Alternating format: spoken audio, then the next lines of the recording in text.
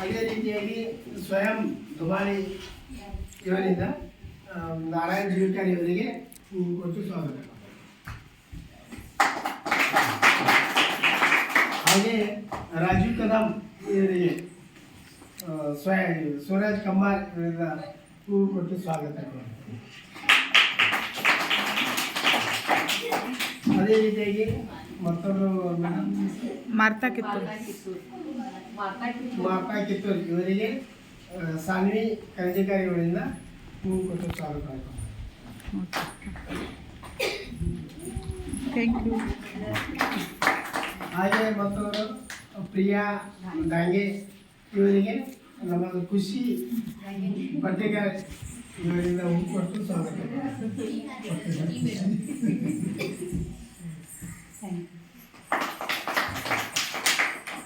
ಹಾಗೆ ಎಲ್ಲ ನಮ್ಮ ಸದಸ್ಯರು ಕೂಡ ಸ್ವಾಗತವನ್ನು ಕೋರುತ್ತಾ ನಮ್ಮ ಈ ಕಾರ್ಯಕ್ರಮವನ್ನು ಪ್ರಾರಂಭಿಸೋಣ. ಕಾರ್ಯಕ್ರಮ ನೀವೆಲ್ಲ ಪ್ರಾಥಮಿಕ ವಿಚಾರ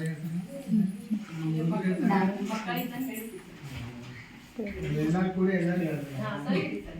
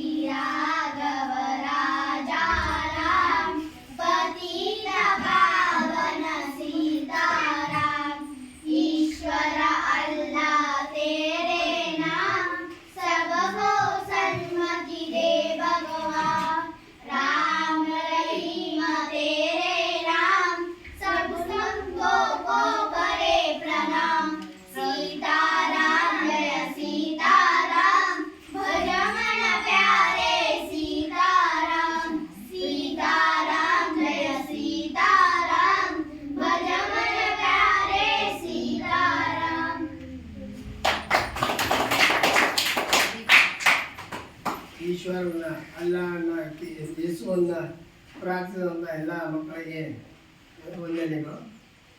ಈಗ ಮುಂದಿನ ಕಾರ್ಯಕ್ರಮ ಈಗ ನಮ್ಮ ಮೇಡಮ್ ನಜರಾ ಇವರು ಅದರ ಬಗ್ಗೆ ಮಾತನಾಡ್ತಾ ಇದ್ದಾರೆ. ಎಲ್ಲರಿಗೂ ನಮಸ್ಕಾರ.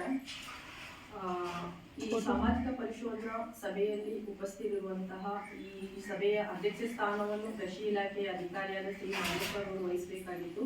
ಅವರು ವಹಿಸಬೇಕಾಗಿಲ್ಲ, ಕಾರಣಾಂತರದಿಂದ ಅವರು ವಹಿಸಿಲ್ಲ ಅಂತ ಹೇಳಿದ್ರೆ ಈ ಊರ ಹಿರಿಯರು ಯಾರಿರ್ತಾರೆ ಅವರಿಗೆ ಅಧ್ಯಕ್ಷ ಸ್ಥಾನವನ್ನು ಕೊಟ್ಟಿರ್ತಾರೆ. ಸದರಿ ಈ ಸಭೆಗೆ ಅಧ್ಯಕ್ಷ ಸ್ಥಾನವನ್ನು ವಹಿಸಿರುವಂತಹ ಶ್ರೀ ಪರಶುರಾಮ ಪಟ್ಟೇಕರ್ ಸರ್ ಹಾಗೂ ಈ ಶಾಲೆಯ ಮುಖ್ಯ ಶಿಕ್ಷಕರಾದ ಶ್ರೀ ರಮೇಶ್ ಕದಂ ಸರ್ ಅವರೇ ಹಾಗೂ ಇಲ್ಲಿ ಉಪಸ್ಥಿತಿರುವಂತಹ ಎಲ್ಲ ಊರ ಹಿರಿಯ ನಾಗರಿಕರೇ ಹಾಗೂ ಮುದ್ದು ಮಕ್ಕಳ ಪೋಷಕರೇ ಹಾಗೂ ಈ ಕಾರ್ಯಕ್ರಮದ ಮುಖ್ಯ ಕೇಂದ್ರ ಬಿಂದುವಾಗಿರುವ ಮುದ್ದು ಮಕ್ಕಳೇ, ಇಂದು ನಾವು ಸರ್ಕಾರದ ನಿರ್ದೇಶನಾಲಯ ಪ್ರಕಾರ ಸಾಮಾಜಿಕ ಪರಿಶೋಧನೆ ನಿರ್ದೇಶನಾಲಯ ಬೆಂಗಳೂರು, ಶಾಲಾ ಶಿಕ್ಷಣ ಮತ್ತು ಸಾಂಸ್ಕೃತಿಕ ಇಲಾಖೆ ಕರ್ನಾಟಕ ಸರ್ಕಾರ, ಜಿಲ್ಲಾ ಪಂಚಾಯತ್ ಉತ್ತರ ಕನ್ನಡ ಮತ್ತು ತಾಲೂಕ್ ಪಂಚಾಯತ್ ಹಳಿಯಾಳ ವತಿಯಿಂದ ನಾವು ಸಾಮಾಜಿಕ ಪರಿಶೋಧನೆಯನ್ನು ಹಮ್ಮಿಕೊಂಡಿದ್ದೇವೆ. ಈ ಸಾಮಾಜಿಕ ಪರಿಶೋಧನೆ ಅನ್ನೋದು ಗ್ರಾಮೀಣಾಭಿವೃದ್ಧಿ ಮತ್ತು ಪಂಚಾಯತ್ ರಾಜ್ ಇಲಾಖೆಯಲ್ಲಿ ಏನು ಗ್ರಾಮ ಪಂಚಾಯಿತಿಯಲ್ಲಿ ಕಾಮಗಾರಿಗಳು ಅನುಷ್ಠಾನ ಮಾಡಿರ್ತಾರೆ ಆ ಕಾಮಗಾರಿಗಳ ಬಗ್ಗೆ ಜನರಲ್ಲಿ ಅರಿವು ಮೂಡಿಸೋದು, ಸರ್ಕಾರದ ಯೋಜನೆಯನ್ನು ಸದುಪಯೋಗ ಆಗಿದೆ ಅಥವಾ ಏನಾದರೂ ನ್ಯೂನತೆಗಳು ಉಂಟಾಗಿದೆ ಅನ್ನೋದನ್ನು ಪರಿಶೀಲನೆ ಮಾಡುವುದು ಇದರ ಮುಖ್ಯ ಕರ್ತವ್ಯವಾಗಿರ್ತದೆ. ಅಂದ್ರೆ ಯಾವುದೇ ಒಂದು ಯೋಜನೆ ಅನುಷ್ಠಾನ ಮಾಡಬೇಕಾದ್ರೆ ಜನರಲ್ಲಿ ಸಹಭಾಗಿತ್ವ ಇರಬೇಕು, ಪಾರದರ್ಶಕತೆ ಮತ್ತು ಉತ್ತರದಾಯಿತ್ವವನ್ನು ಕಾಪಾಡಿಕೊಳ್ಳುವ ಸಲುವಾಗಿ ಈ ಸಾಮಾಜಿಕ ಪರಿಶೋಧನೆಯನ್ನು ಮಾಡ್ತಾ ಇದ್ದಾರೆ. ಇದರ ಕಾರ್ಯವೈಖರಿಯನ್ನು ಮನಗೊಂಡು ಸರ್ಕಾರ ಶಿಕ್ಷಣ ಇಲಾಖೆಯಲ್ಲಿ ಸಮಗ್ರ ಶಿಕ್ಷಣ ಯೋಜನೆ ಮತ್ತು ಪ್ರಧಾನಮಂತ್ರಿ ಪೋಷಣ ಶಕ್ತಿ ನಿರ್ಮಾಣ ಯೋಜನೆಗೆ ಸಂಬಂಧಪಟ್ಟಂತೆ ಕಳೆದ ಬಾರಿ ಅಂದ್ರೆ 2024-25ನೇ ಸಾಲಿನಿಂದ ಕರ್ನಾಟಕದಲ್ಲಿರುವ ಎಲ್ಲಾ ಶಾಲೆಗಳಿಗೂ ಕೂಡ ಸಾಮಾಜಿಕ ಪರಿಶೋಧನೆ ನಡೆಸಿ ವರದಿ ಸಲ್ಲಿಸಬೇಕಂತ ಹೇಳಿ ಅಂದ್ರೆ 2028ರವರೆಗೆ ಒಂದು ಟೈಮ್ ಬೌಂಡ್ ಅನ್ನು ಕೊಟ್ಟಿದ್ದಾರೆ. ಅಷ್ಟರಲ್ಲಿ ಅದರ ಪರಿಶೀಲನೆ ಮಾಡಿ ಪ್ರತಿ ಶಾಲೆಗೂ ಹೋಗಿ ಪರಿಶೀಲನೆ ಮಾಡಿ ವರದಿ ಸಲ್ಲಿಸಬೇಕಂತ ಹೇಳುವುದರಿಂದ ಈಗ ನಾವು ಈ ವರ್ಷದಲ್ಲಿ ಮಂಗಳವಾಡ ಗ್ರಾಮ ಪಂಚಾಯತಿಗೆ ಸಂಬಂಧಪಟ್ಟಂತೆ ಪಾಳಾ ಮತ್ತು ಮಾಲವಾಡ ಶಾಲೆಯನ್ನು ಆಯ್ಕೆ ಮಾಡ್ಕೊಂಡಿದ್ದೀವಿ. ಇದರಲ್ಲಿ ನಾವು ಮುಖ್ಯವಾಗಿ ಗಮನಿಸುವುದು ಏನಂತ ಹೇಳಿದ್ರೆ ಈ ಸಮಗ್ರ ಶಿಕ್ಷಣ ಯೋಜನೆಗೆ ಸಂಬಂಧಪಟ್ಟಂತೆ ಅಂತ ಹೇಳಿದ್ರೆ ಪ್ರೀ ನರ್ಸರಿಯಿಂದ 12ನೇ ತರಗತಿಯವರೆಗೆ ಉಚಿತ ಮತ್ತು ಕಡ್ಡಾಯ ಶಿಕ್ಷಣ ಇದೆ. ನಮ್ಮ ದೇಶದಲ್ಲಿ ಹುಟ್ಟಿರುವಂತಹ ಪ್ರತಿಯೊಂದು ಮಗುವಿಗೂ ಶಿಕ್ಷಣವನ್ನು ಕೊಡಬೇಕು. ಯಾವ ಮಗುವು ಕೂಡ ಶಿಕ್ಷಣದಿಂದ ವಂಚಿತನಾಗಬಾರ್ದು. ಇದರಲ್ಲಿ ಯಾವುದೇ ರೀತಿಯ ಜಾತಿ ಮತ ಭೇದ ಭಾವ ಇಲ್ಲದೆ ಎಲ್ಲ ಮಕ್ಕಳಿಗೂ ಕೂಡ ಸಮಾನವಾಗಿ ಉಚಿತ ಮತ್ತು ಕಡ್ಡಾಯ ಶಿಕ್ಷಣ ನೀಡಬೇಕನ್ನೋ ಕಾರಣಕ್ಕಾಗಿ ಸರ್ಕಾರ ಈ ಯೋಜನೆ ಜಾರಿ ಮಾಡಿದೆ. ಈ ಯೋಜನೆ ಹೇಗೆ ನಡೀತಾ ಇದೆ ಅನ್ನೋದನ್ನು ಪರಿಶೀಲನೆ ಮಾಡಿ ನಾವು ಸರ್ಕಾರಕ್ಕೆ ಒಂದು ವರದಿ ಸಲ್ಲಿಸಬೇಕಾಗ್ತದೆ. ಅಂದರೆ ಇದರಲ್ಲಿ ಮಕ್ಕಳ ಕಲಿಕಾ ಗುಣಮಟ್ಟ ಉತ್ತಮವಾಗಿರಬೇಕು, ಎಲ್ಲ ಮಕ್ಕಳಿಗೂ ಕೂಡ ಅವರ ವಯಸ್ಸಿಗೆ ತಕ್ಕಂತೆ ಓದು ಬರಹ ಬಂದಿರಬೇಕು, ಮತ್ತು ಶಾಲೆಯಲ್ಲಿ ಏನು ಮೂಲಭೂತ ಸೌಕರ್ಯಗಳು ಅಂದ್ರೆ ಒಂದು ಶಾಲೆ ನಡಿಬೇಕಂತಂದ್ರೆ ಕಟ್ಟಡ ಇರಬೇಕು, ಕುತ್ಕೊಳ್ಳಿದ ಮಕ್ಕಳಿಗೆ ಬೆಂಚು ಡೆಸ್ಕ್ ಇರಬೇಕು, ಆಮೇಲೆ ಶಿಕ್ಷಕರು ಇರಬೇಕು, ಅವ್ರಿಗೆ ಕುಡಿಯುವ ನೀರಿನ ವ್ಯವಸ್ಥೆ ಇರಬೇಕು, ಶೌಚಾಲಯ ಇರಬೇಕು, ಮತ್ತು ಮಕ್ಕಳು ಶಾಲೆಗೆ ಬರುವಂತ ಮಾರ್ಗಗಳು ಸುರಕ್ಷಿತವಾಗಿರಬೇಕು, ಆಮೇಲೆ ಮಕ್ಕಳ ಹಕ್ಕುಗಳ ಬಗ್ಗೆ ರಕ್ಷಣೆ ಆಗಿರ್ಬೇಕು. ಅಂದ್ರೆ ಕೆಲವೊಂದ್ ಕಡೆ ಕೇಳ್ತೀರಿ ನೀವು, ಮಕ್ಕಳಿಗೆ ಬಡಿತಾರೆ ಅಂದ್ರೆ ಅಂತದ್ದೇನಾದ್ರೂ ದುರ್ಘಟನೆಗಳಾಗ್ತಾ ಇದಾವ, ಅಥವಾ ಜಾತಿ ನಿಂದನೆ ಮಾಡಿ ಅವರಿಗೆ ಶಾಲೆಗೆ ಪ್ರವೇಶ ತಗೊಳ್ತಾ ಇಲ್ಲ, ಅಂತವೇನಾದ್ರೂ ಘಟನೆಗಳಾಗ್ತಾ ಇದೆ. ಈ ರೀತಿ ಪ್ರತಿಯೊಂದನ್ನು ಒಳಗೊಂಡಂತೆ ಒಂದು 134 ಪ್ರಶ್ನಾವಳಿಗಳನ್ನ ನಮಗೆ ಸರ್ಕಾರ ಕೊಟ್ಟಿದೆ.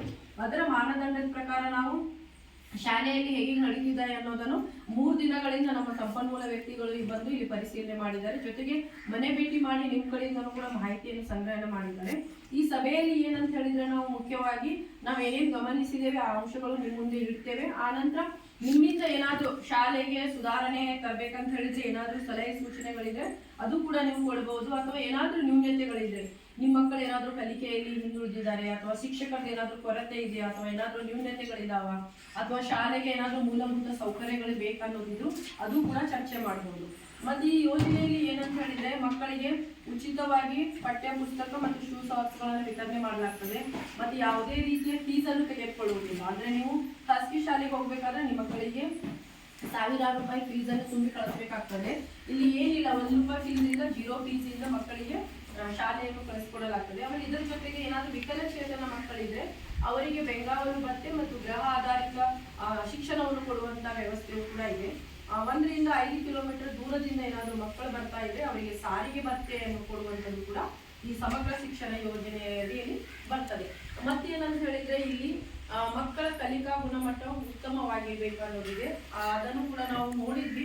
ಆ ಮಕ್ಕಳಿಗೆ ನೋಡಿದ್ರೆ ಅವ್ರ ವಯಸ್ಸಿಗೆ ತಕ್ಕಂತೆ ಅವರು ಇದಕ್ಕೆ ತಕ್ಕಂತೆ ಆಕ್ಟಿವ್ ಆಗಿದ್ದಾರೆ ಈ ಶಾಲೆಯಲ್ಲಿ. ಅದನ್ನು ಹೊರತುಪಡಿಸಿ ಮತ್ತು ಏನಾದ್ರೂ ಅವರು ಹೆಚ್ಚಿನದಾಗಿ ಪ್ರಗತಿಯನ್ನು ಸಾಧಿಸಬೇಕಂತ ಹೇಳಿ ನಿಮ್ಮೇನಾದ್ರೂ ಪಾಲಕರ ಇಚ್ಛೆ ಇದ್ರೆ ನೀವು ಮುಕ್ತವಾಗಿ ಈ ಸಭೆಯಲ್ಲಿ ನೀವು ಚರ್ಚೆ ಮಾಡಬಹುದು.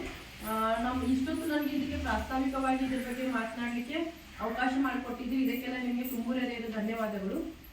ಈಗ ನಮ್ಮ ಸಂಪನ್ಮೂಲ ವ್ಯಕ್ತಿಗಳು ಈ 3 ದಿನದಿಂದ ಏನು ವರದಿಯನ್ನು ಸಿದ್ಧಪಡಿಸಿದ್ದಾರೆ, ಶಾಲೆಯಲ್ಲಿ ಏನೇನಿದೆ ಏನಿಲ್ಲ ಮತ್ತೆ ಏನೇನು ಉತ್ತಮ ಅಂಶಗಳಿವೆ ಮತ್ತೆ ನ್ಯೂನತೆಗಳಿವೆ ಅನ್ನೋದನ್ನ ನಿಮ್ಮ ಮುಂದೆ ಸಂಕ್ಷಿಪ್ತವಾಗಿ ಓದಿ ಹೇಳ್ತಾರೆ. ಧನ್ಯವಾದ.